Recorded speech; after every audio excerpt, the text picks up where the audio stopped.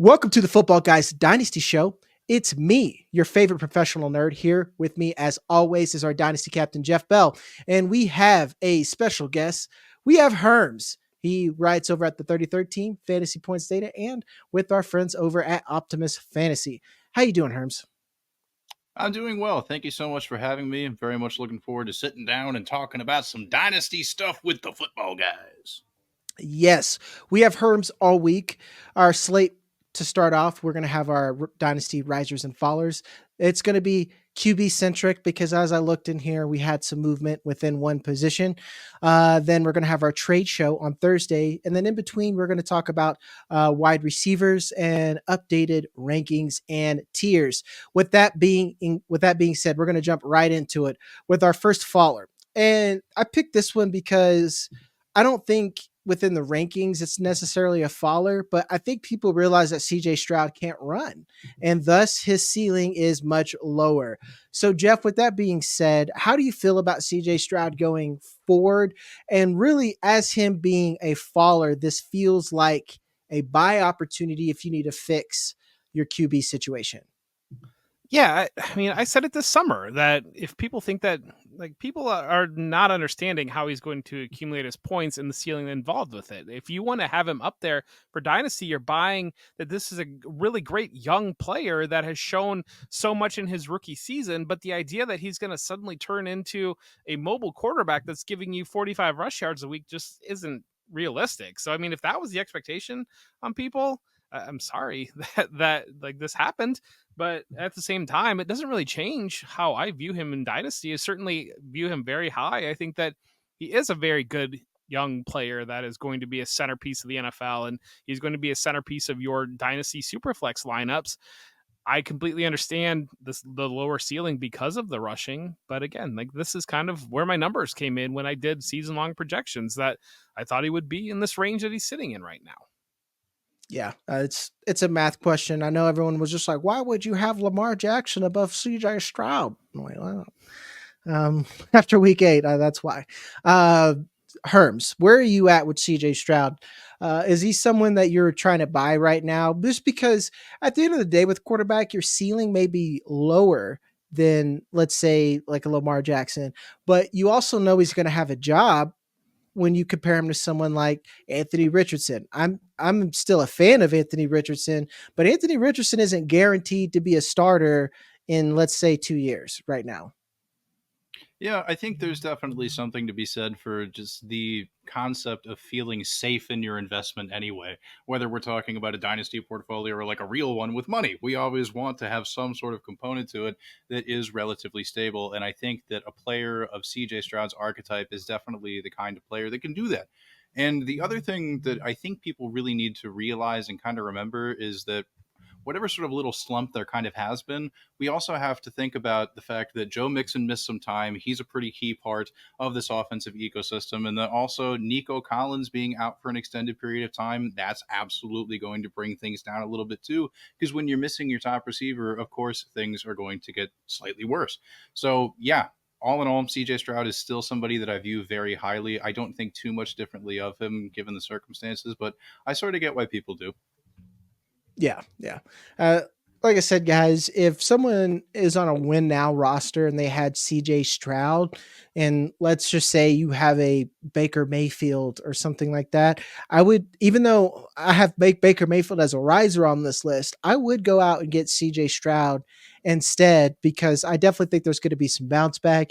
If anything, the Tank Dell question, just keep like, what is he as a person anymore? Is he healthy? Is he ever going to be a thing ever again? Was that a flash in the pan? And I think we're really seeing Nico Collins.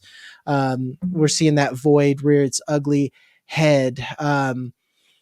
So go out and buy CJ Stroud when you can. That's the window. Before we go any further, we're going to pay some bills. Hit that like and subscribe button. And if you're over on the audio side, please give us a review. If you love Herms and want to see more of Herms or less of Herms, let us know. And we'll do either more or less depending on if you give us 5 stars. With that being said, we're a full-blown company where we provide you all kinds of content.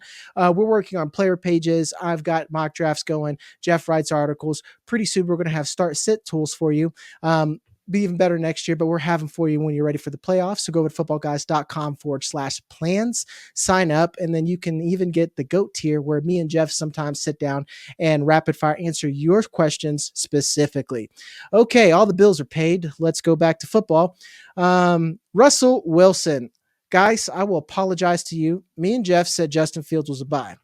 And then immediately after, record all these on Monday Night Football. Like, if, let's say just for comedic purposes, as soon as me and Jeff said that Justin Fields was a bye, they pulled both quarterbacks in their office and said Russell Wilson was the guy. I apologize. I know Jeff apologizes. I didn't think that Russell Wilson would be this good. I apologize to everyone, including Mr. Unlimited himself. And for that, I will buy a Subway sandwich, even though I said I never would again, just for you, Dangerous. Herms, you're the Steelers guy. How are you feeling now? I feel better. I was really surprised at some of the results of last night, particularly as it translated to, the defensive fronts being a little bit lighter for Najee Harris and the run game, kind of making things a little bit easier for everybody in every facet of the game.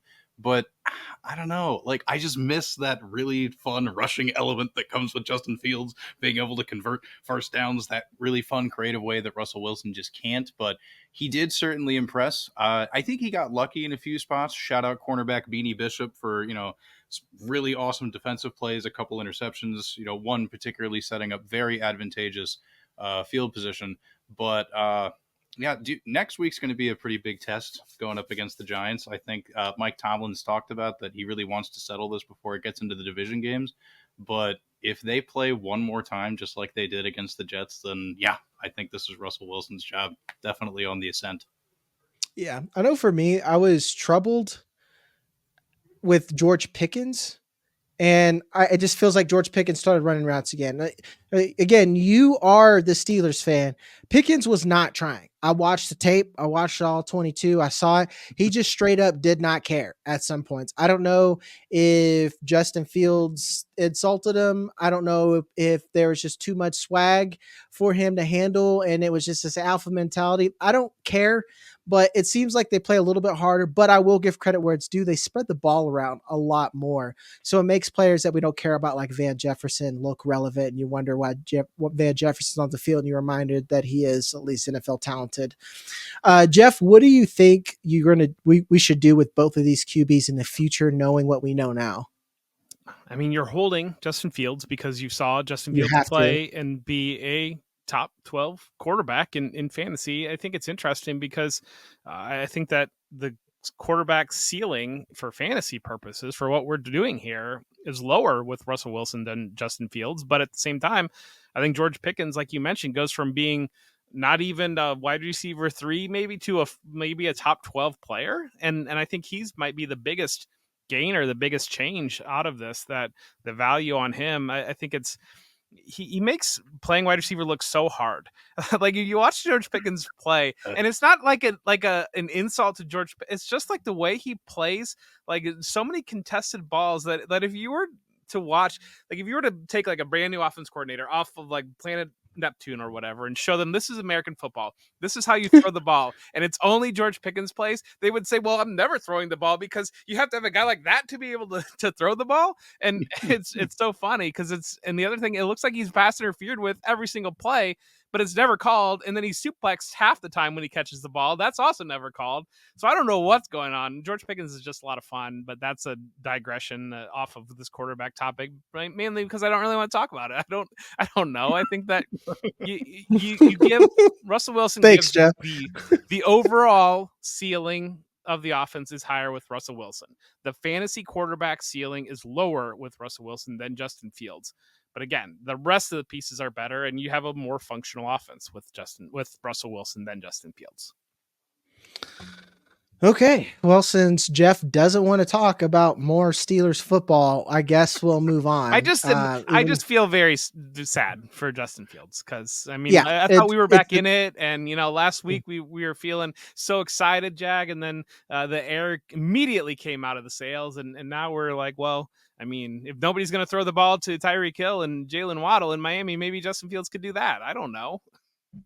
And like I said, folks, right now we're dead in the water for this season, but we've seen the floor for QBs. And I was just talking to Herms and Jeff before the show, doing a mock draft. You're looking at the QBs that are available, and then the teams that might need QBs and where they're going to draft them. Justin Fields is probably going to have a job next season. He probably deserves it compared to a lot of the QBs. We saw Quinn Ewers just poop the bed pretty hard, and a lot of people, including myself, thought he was a first round talent. But apparently, he retouched the Space Jam ball that he stole that first round talent for one game.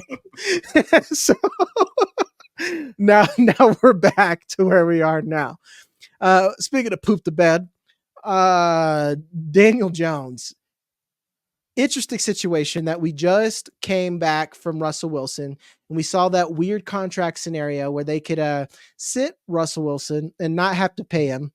And I read somewhere, I'm not a contract guy, so guys, please check me, or Jeff. You're an accountant for a living, so you understand math the way I don't.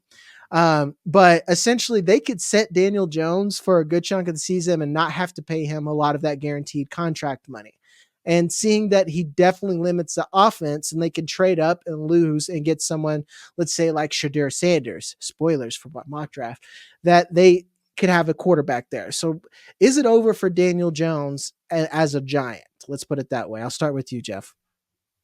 It's not over for Daniel Jones as a Giant. I don't think. Maybe long term it might be. Now we might be at that point, but I think last week sitting him was really just almost preservation of basically saying we're not getting it done and we are way behind. This game is over against the Eagles. They're teeing off on him at this point. We need to get him out and refresh and reset.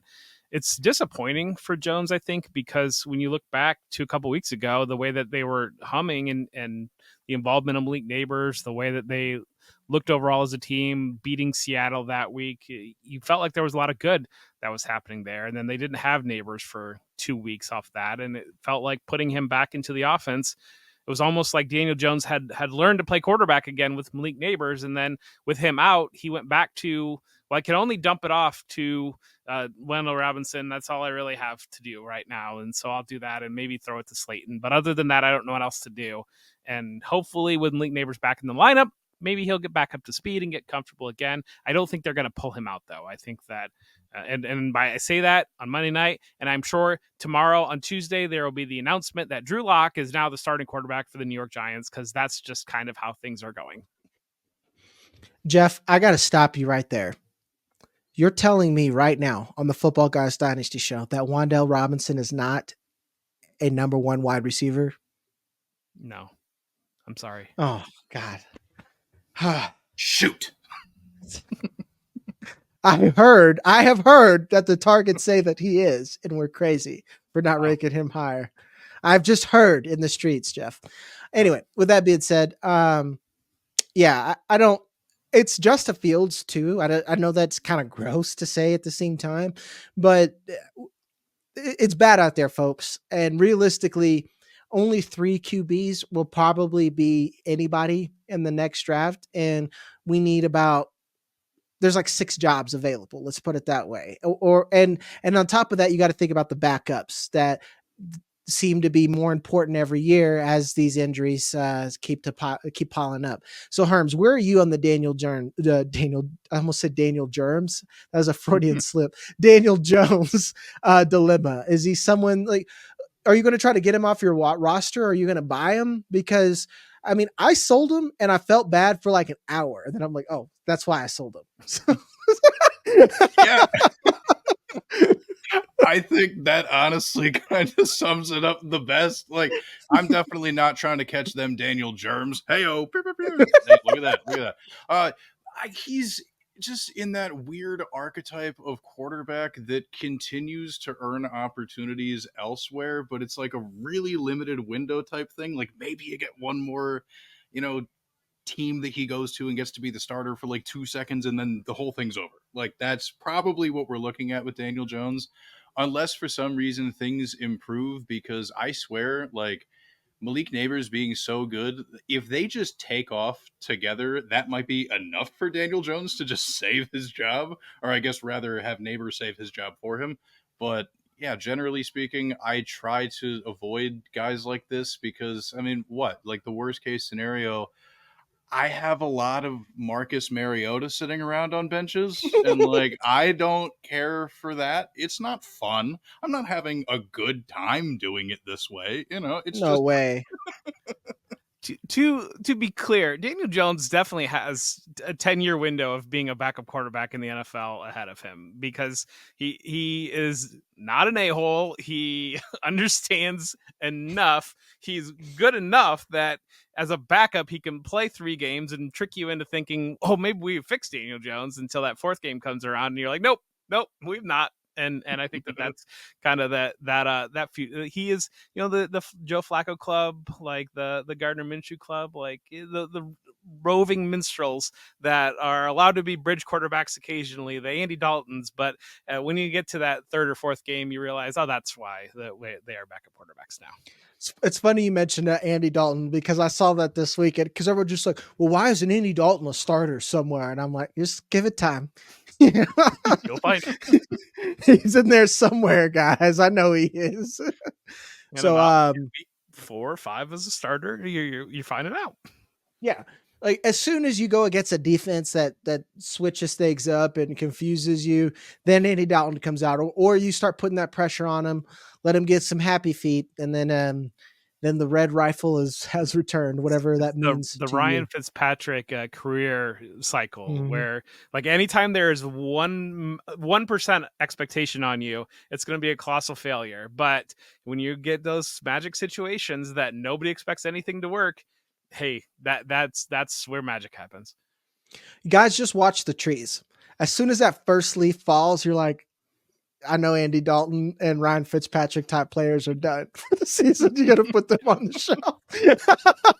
No. So eventually, roster space may be a limit to it, but you would think that like some analytically minded GM out there would just be like, we're gonna get 5 of these guys, and we're just gonna like rotate them, and we'll play them for 2 or 3 games, and then we'll sit it's like almost like how like baseball has gone to bullpen games. It's like every other game is a bullpen game now, because we got all these relievers. You just need the relievers to the quarterback relievers, and get 4 of them on your roster and just rotate them through. And when they starts missing the plate again, just pull the new one in. Go to the pen. Yeah, we're gonna start treating QBs like Miami running backs. We're just gonna rotate them in. Josh like, Dobbs, all right, you're what cold. Doing? You yeah, 2 games out of Josh Dobbs here and there. Yeah, or like a goalies or hockey goalies. Tuesday, it's like, all right, games. Yeah, it's like you're cold. We're gonna sit you for 2 games. It's Flacco, warm up, buddy. Oh, geez. Go to the pen. This could be revolutionary. Yeah, I actually would think Mike McDaniel would do that. After Tua goes down, he's like, all right, give me 14 Dobbses. Let's bring them in. We'll keep the best 3. All right, that's enough on the backup QBs until I talk about 2 other backup QBs later. We got a riser, and boy, am I excited. Drake Maye. Guys, if someone told you Drake Maye sucked, that was silly, and I'm sorry. It was not me. I don't think it was Jeff. Herms, did you think Drake Maye sucked? Drake Maye is that boy. I'm a big fan. Yeah, he's good. Let's put it this way. He's made the Patriots offensive line look like an offensive line. It's still terrible. I can't say the words good or competent, but at least like their pressure rate was like a 10% difference than any other team. It was abysmal. Like bad is like 40%. They were at 55%. That's like alarming. That's like every time Jacoby Brissett dropped back, he was seeing ghosts for real. He's had a great game. There was a quote by Gerard Mayo saying they're a soft team right now. I know some people say it's like it starts from the top. Do we think that the Texans have broken us? Because I'm not like mad at Gerard Mayo. I'm mad Gerard Mayo didn't put Drake Maye out there in the beginning, and he gaslit me into thinking that like maybe this offense needed him to sit. That's about it. But are we worried about Drake Maye in the future because there might be some type of speculation of how this team is going to go in the future? Jeff, we'll start with you. I mean, I'm not overly worried about it because they should be hypothetically in a position to aggressively add players this Mhm. offseason, and they better do that. And we've seen that, and either you Justin Fields, they get added a little bit too late, but they get added to the benefit of Caleb Williams. Like, that's an organization that's realized what's not around there. And I think that with Mac Jones, maybe that's a similar type situation where they realize we failed Mac Jones because we did not put the pieces around him. We're going to make sure we get the pieces around Drake Maye. And if they go this offseason and it's a Patriots type offseason where they sign the next Kendrick Bourne and they sign some guard that is from like a swing tackle from Tampa or something, and like that's what they give us, okay, I am officially concerned. But they're going to have a very high draft capital. They're going to have cap room. If they go out there and add a couple starting caliber offensive linemen, if they add a legitimate potential number one wide receiver, yeah, I think that this is a not nearly as bad a situation as it could be. Offensive tackle is deep in this class. I was big, go get Tet McMillan, but then I saw 7 weeks of what I saw for 7 weeks. There's zero reason they should leave that draft without a good offensive tackle. Unless Jerry Jones comes in and whispers whatever voodoo's been in his ear for not addressing problems when you can easily address problems. There's like, to me, that's what they should fix. It is more difficult to draft, or excuse me, it's more difficult to bring in an offensive lineman in free agency than it is just to draft them. So I was like, go get them. We could figure out wide receiver. I bet Calvin Ridley's eating that regretty spaghetti. Would you rather deal with? I mean, you could be in Boston right now. We needed a Calvin Ridley, and now look at you. You played yourself. So, Herms, you say you're a Drake Maye guy. You're are you concerned about the future you where Jeff is now, where you're just, I mean, he moves around, guys. You know what really helps teams? Quarterbacks who can run. Yeah, dude, that's a pretty big factor. Like, one of the things I like to point out to people is that over the past, no, in his last 2 seasons at North Carolina, Drake Maye averaged 43.7 rushing yards per game. So, I mean, like, that was just like a thing he did. Okay. This guy runs, he zooms. Maybe not zoom. I guess he scoots. That's probably a better way to look at it. He's not like Lamar Jackson fast, but like, we're still talking about a guy that can run around, and that definitely helps. And so far, through a couple starts, we've seen him toss multiple touchdown passes, have respectable passing yardage totals. Like, granted, one of those games was against the league's worst secondary by far, the Jacksonville Jaguars, but you still have to do it for it to count. So that's a pretty important thing.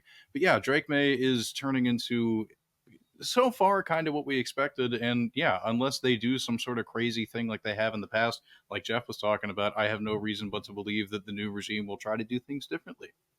Yep. I think And the biggest go ahead, thing Jeff. with the biggest thing with Maye, and I've said it probably a half dozen at least times, that it's similar to CJ Stroud, where coming in that final year in college, you knew that he was going to be a big time quarterback draft prospect, and so you stop looking for the things that excite you and you look for the things that are wrong.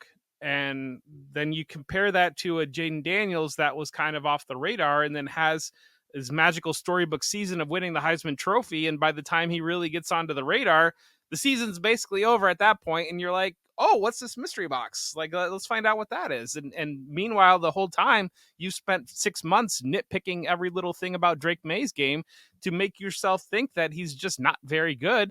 The same thing happened a year ago to CJ Stroud, where everything was nitpicked about CJ Stroud at Ohio State. Well, he doesn't run, and there's times where he looks passive. Oh, he had this one bad game against Northwestern when the weather was very bad, like things like that. And people convince themselves that he's not very good relative to the number one guy in the class or the late breaker guy or whatever it might be. Yeah, I agree with that 100%. And someone, advice that I hear from other scouts or JMs and people that are in the building that I try to get as much info from as possible. Chris Ballard says that we've gotten really bad at looking at what the players can't do and not enough about what the players can do. Yes. And that's a big thing in scouting. And that's like me, I give players a grade, but I've tried to adjust that to where at least a grade values traits that are traits, not so much that like this guy doesn't make any mistakes. But you think about these players like Xavier Worthy, you can't coach that speed. You can't coach some of these things, and it's why you see so many teams go after potential, because you look at someone like Josh Allen. And my comp for Drake May was Josh Allen and Justin Herbert. He doesn't have Josh Allen's size, but he moves really well and knows how to move like Josh Allen. He's more built and has an arm like Justin Herbert. And that's something that you can't really coach. You can't coach mobility. You can't coach an arm. You can coach how to read a defense, and you can put tools or put players around them. You can build an offensive line that you can actually think behind. So let's just stop being silly with some of these top 5 prospects early on. And you should feel good sometimes when they have a good plan, because for me, JJ McCarthy needed work. So him sitting back makes me just feel good about JJ McCarthy in the future. And I'm willing to let him rot in my taxi squad like he's Jordan Love. Okay. With that being said, we're going to talk about some doo-doo. I promised you guys backup QBs, and I'm going to give you backup QBs. The Saints, I put them both together. Derek Carr is exactly who we thought he was at the beginning of the season. Move on. Sorry. Spencer Rattler, guys, everyone was excited. There's a reason why he's a 5th round pick. When I scouted Spencer Rattler at OU, I'm like, wow, this is a player that can't read defenses and can't settle his feet, has a really good arm.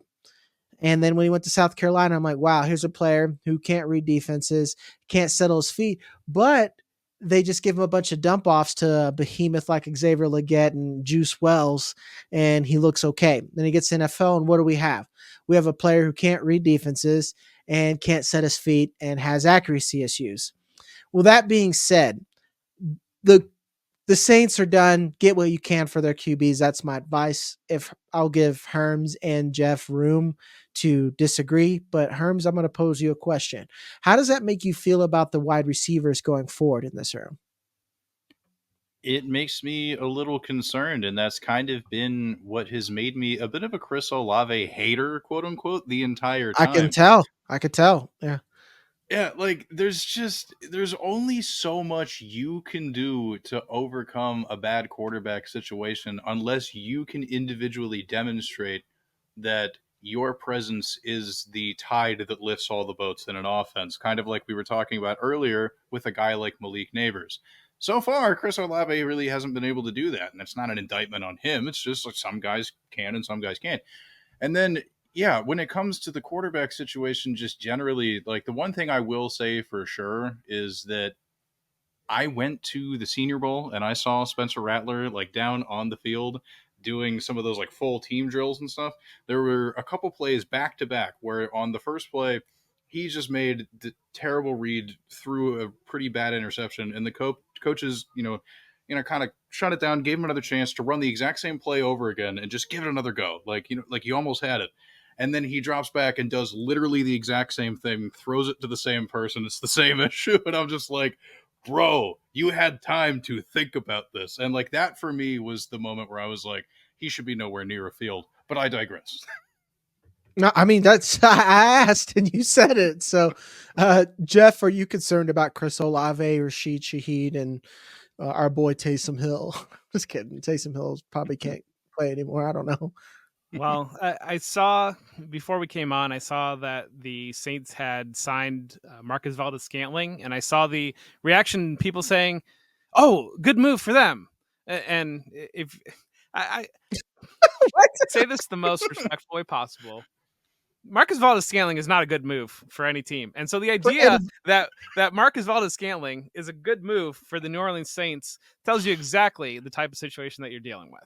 I'm really, I don't know that intrigued is the right word, but I think Jake Hayner's slightly interesting because I think Hayner lacks in the physical aspect of the game. But when you watch Hayner versus Spencer Rattler, you see a player that Hayner's been in the league for a couple of years now, and he's a little bit more instinctive, and he's a little bit more, he hits the back foot on the drop and the ball's out to where the ball supposed to be going, not hits the back foot and okay, I'm going to spin out of this and I'm going to scramble over here and I'm going to throw it off my back foot and maybe something's open down there. And that's not how he's wired. And I don't know that you can play quarterback in the NFL that way, unless your name is Josh Allen. That's about the only one, and even Josh Allen stopped doing that. So that's where I think Rattler is done.